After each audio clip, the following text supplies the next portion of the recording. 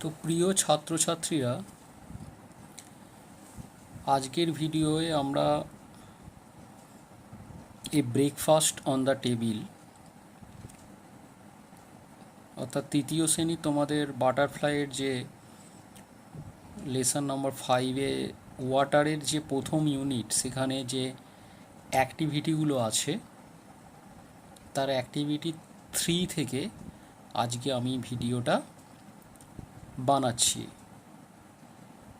আগের ভিডিওয়ে আমি অ্যাক্টিভিটি 1 এবং 2টা করিয়ে দিয়েছিলাম, বঙ্গানুবাদ সহ পড়িয়েছিলাম সেই ভিডিওটায়। তোমরা যদি সেই ভিডিওটা দেখতে চাও বা দেখে থাকো তাহলে তারপর থেকে এই ভিডিওটা লক্ষ্য রাখবে। আর যদি আগেরটা না দেখে থাকো, আমার ডেসক্রিপশানে সেই ভিডিওটার লিঙ্ক দেওয়া আছে, সেটাও দেখে নিতে পারো, তাহলে তোমাদের থরলি ব্যাপারটা বুঝতে সুবিধে হবে। যাই হোক, অ্যাক্টিভিটি 3-তে কি বলা হয়েছে? Let's rearrange the jumble letters to make meaningful ওয়ার্ডস। এখানে জাম্বলড লেটার্স মানে তোমাদের বর্ণগুলো এলোমেলো করে দেওয়া হয়েছে, সেগুলোকে সাজিয়ে সুন্দর করে একটা অর্থপূর্ণ শব্দ তৈরি করতে হবে, অর্থাৎ মিনিংফুল ওয়ার্ডস বানাতে হবে। যেমন এখানে HAWS, এটা এলোমেলো বা জাম্বলড আছে, এটাকে সাজালে কি হবে?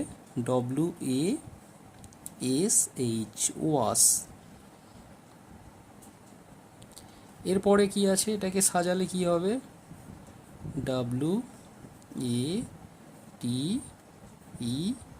WATER, water. তারপরেরটা POND, পন্ড। তারপরেরটা বাথ, BATHE।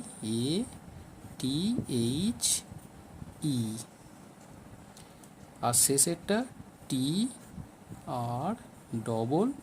ট্রি। এই হলো আমাদের মিনিংফুল ওয়ার্ডস। এরপর অ্যাক্টিভিটি 4 বলছে let's fill in the blanks with the word formed in activity 3। অর্থাৎ অ্যাক্টিভিটি 3-তে আমরা যে বর্ণগুলো বা এলোমেলো বর্ণগুলোকে সাজিয়ে যে মিনিংফুল ওয়ার্ডসগুলো পেলাম, সেই শব্দগুলোকে আমরা ব্যবহার করে এখানে ফিল ইন দ্য ব্ল্যাঙ্কস অর্থাৎ এই শূন্যস্থানগুলোকে পূরণ করব। সো অ্যাক্টিভিটি 1-এ কি বলছে? ড্যাশ ইজ লাইফ ফর আস। তাহলে কি আমাদের লাইফ ফর আস সেটা ভাবতে হবে। We dash our clothes with water. আমরা কি করি? আমাদের জামা কাপড়গুলোকে জল দিয়ে কি করি? We can get water from. আমরা কোথা থেকে জল পেতে পারি? Dash welcomes rain. কে আমাদের বৃষ্টিকে স্বাগত জানায়? Every day we dash with water. এই প্রত্যেক দিন আমরা জল দিয়ে কি করে থাকি? তাহলে আমাদের প্রথম 1 নম্বরটায় কি হবে একটু ভেবে দেখি।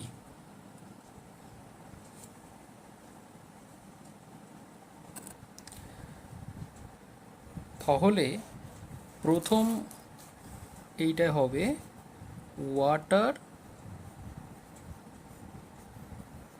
Is life for us. জল আমাদের জীবন। তারপরে we wash, WASH, wash our clothes with water. আমরা জল দিয়ে আমাদের জামা কাপড়গুলোকে ধুই। We can get water from pond, এখানে বাক্য অনুযায়ী পুকুর থেকে আমরা জল পাই। Tree welcomes rain. আর everyday we bath with water. তো এবার অ্যাক্টিভিটি 5 খুব সোজা একটা অ্যাক্টিভিটি। অ্যাকচুয়ালি তোমাদের যে বইয়ের শেষে দেখবে তোমাদের এই অ্যাক্টিভিটিসগুলো কিভাবে করা আছে, সেখানে করার মানে কিভাবে করবে স্টুডেন্টরা সাধারণত এখানে অ্যাক্টিভিটি 1 থেকে 6 পর্যন্ত দুজনে মিলে অর্থাৎ ইন পেয়ার্স জোড়ায় জোড়ায় এগুলোকে সম্পন্ন করবে। অ্যাক্টিভিটি 7টাকে কিন্তু একটু গ্রুপ ওয়াইজ করতে হবে। আবার অ্যাক্টিভিটি 8 এবং 9টা কিন্তু সিঙ্গেল অর্থাৎ নিজে একা একা করতে হবে। তো এখানে অ্যাক্টিভিটি 1 থেকে 6 পর্যন্ত তোমরা যারা স্কুলে পড়াশোনা করো স্কুলে সকলে জোড়ায় জোড়ায় নিজেদের বন্ধুদের সঙ্গে আলোচনা করে এগুলোকে সম্পন্ন করবে। তাহলে দেখবে আনন্দ সহকারে তোমরা কিন্তু শিখতে পারবে। তো যাই হোক, আমি হেল্প করে দিচ্ছি তোমাদের, তোমরা সকলেই পারবে, তাও আমি একটু বলে দিচ্ছি, মেনিয়ে নেবে যাতে তোমরা যেটা করেছো সেটা সঠিক হয়েছে কি না তোমরা নিজেরাই সেটাকে কারেকশান করে নিতে পারবে। তো টেবিল 1-এ কিছু সেন্টেন্স আছে, ওয়ার্ডস আছে, আর টেবিল বিতে আছে।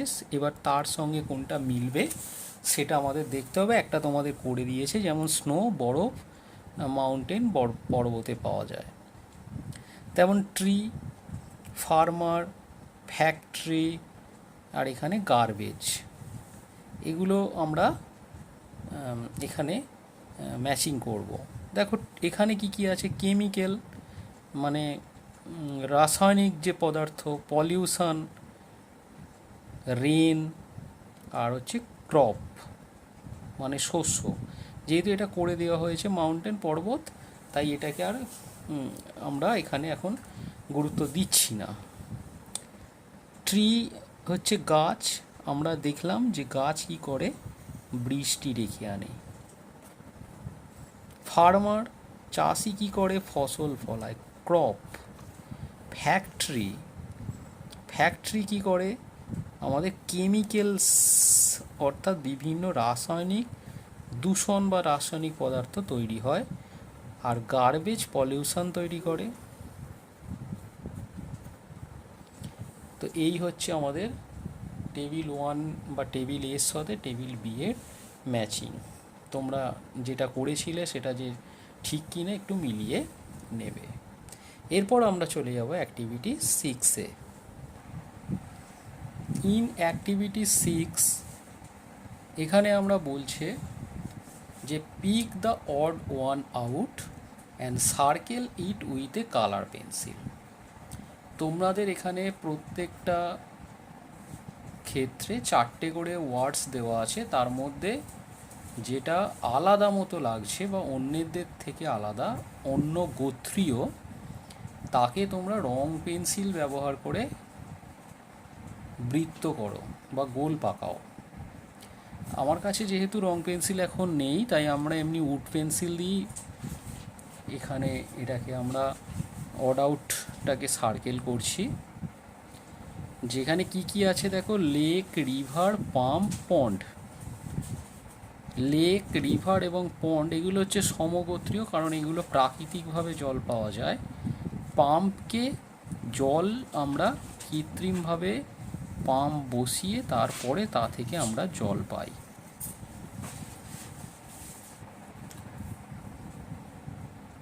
দু নম্বর বাক্যে 2 নম্বর প্রশ্নে তোমাদের যে 4টে শব্দ আছে, ক্লাউড, স্কাই, সান আর গ্রাস। এখানে দেখো ক্লাউড, স্কাই আর সান এগুলো সবই আকাশে দেখা যায়,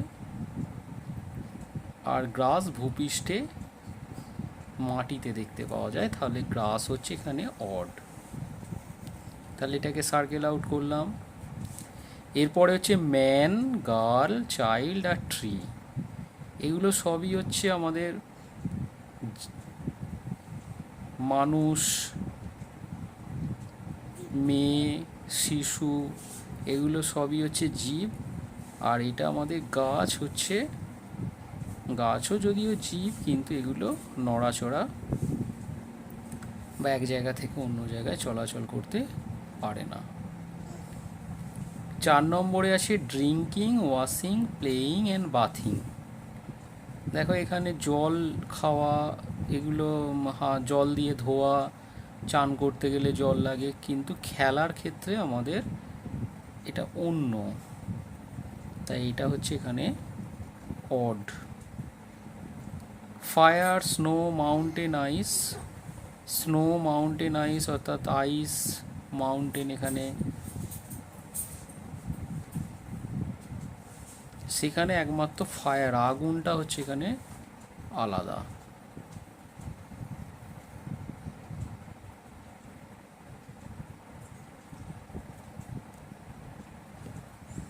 এরপর অ্যাক্টিভিটি 7, সেখানে বলা হচ্ছে here is a list of natural objects, put a tick mark beside those that you have seen. এখানে কিছু প্রাকৃতিক বস্তুর বা প্রাকৃতিক পদার্থের নাম দেওয়া আছে, তুমি সেই সমস্ত বস্তুর পাশে টিক মারবে যেগুলো তুমি দেখেছো। এবং এরপরে এর অ্যাক্টিভিটিসটা কি, ইন ইউর এক্সারসাইজ বুক, তুমি তোমার ওই ড্রয়িং খাতায় draw a picture of each of the natural objects beside which you have put a tick. অর্থাৎ যেগুলো তুমি দেখেছো যার পাশে তুমি টিক মেরেছো, সেই টিক মারা শব্দটি নিয়ে একটু ছবি আঁকবে এবং তার নিচে write one sentence for each picture that you have drawn, অর্থাৎ যে ছবিগুলো তুমি এঁকেছো তার তলায় একটা করে বাক্য লিখবে বা তার সম্পর্কে একটা সেন্টেন্স লিখবে। একটা তোমার জন্য করে দেওয়া হয়েছে, দেখো তোমাদের একটা গাছের ছবি এঁকে দেওয়া হয়েছে এবং তার তলায় a tree is man's best friend বলে একটা সেন্টেন্স এই গাছ সম্পর্কে করা হয়েছে। তো তুমি যেগুলো দেখেছো সেগুলো তো অপশনাল ব্যাপার, তোমার দেখা জিনিসগুলোর পাশে তুমি গাছ দেখলে তার পাশে টিক, যদি পর্বত দেখে থাকো টিক মারবে, যদি ক্লাউড দেখে থাকো টিক মারবে, যদি ওয়েল মানে কুয়ো, পাতকুয়ো যদি দেখে থাকো, প্যাডি ফিল্ড মানে ধান জমি, রিভার নদী বা পুকুর দেখে থাকলে এগুলোই টিক মারবে এবং যেগুলো টিক মেরেছো সেগুলোই ছবি আঁকবে। আমি কি ছবিগুলো তোমরা নিজেরা এঁকো, আমি সেন্টেন্সগুলো তোমাদেরকে বলে দিতে পারবো। যেমন যদি তুমি পর্বত আঁকো তার তলায় তুমি লিখতে পারো a mountain is a beautiful natural object. যদি তুমি মেঘের ছবি আঁকো তাহলে তুমি লিখতে পারো the clouds floating in the sky. যদি তুমি ওয়েল অর্থাৎ কুয়োর ছবি আঁকো the water fill up in the well itself, অর্থাৎ কুয়োতে জল নিজে থেকেই ভর্তি হয়ে যায়। যদি তুমি প্যাডি ফিল্ডসের ছবি আঁকো we see paddy fields in a village side.